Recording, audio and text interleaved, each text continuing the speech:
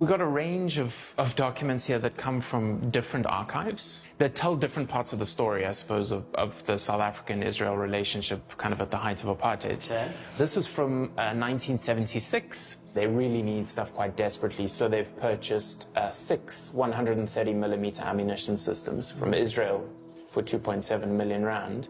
Israel in general was a huge supplier of ammunition to the apartheid state. An additional option has been obtained for the purchase of 14,000 white phosphorus shells. From the mid-1970s, South Africa was at war trying to topple the left-wing government of the newly independent Angola.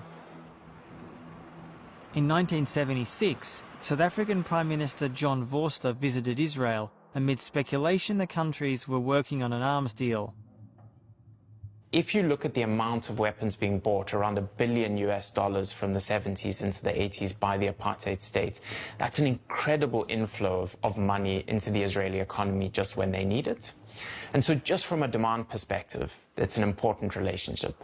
But then, of course, there's the secondary benefit to both states, which is the kind of co-creation of weapons technology. So there's a flow of funds happening, but there's also a flow of expertise that the apartheid state is able to use Israeli tech to build their weapons technology.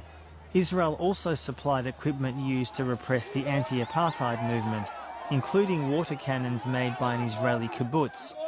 But the relationship went deeper than just weapons. This is from Milan to the Chief of General Staff for the Israeli Defense Force. And I think this is the telling line. It is comforting to know that South Africa does not stand alone in facing criticism from the international community.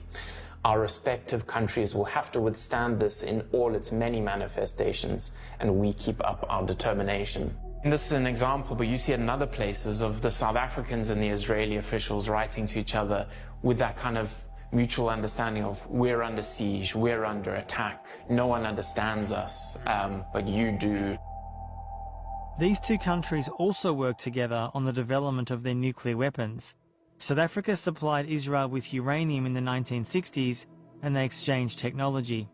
Towards the mid to the late 1980s, when South Africa have essentially developed nuclear weapons capacity, we know that there are high-level discussions between the Israelis and the South Africans about missile technology and developing kind of mid to long-range missiles that could carry a nuclear load.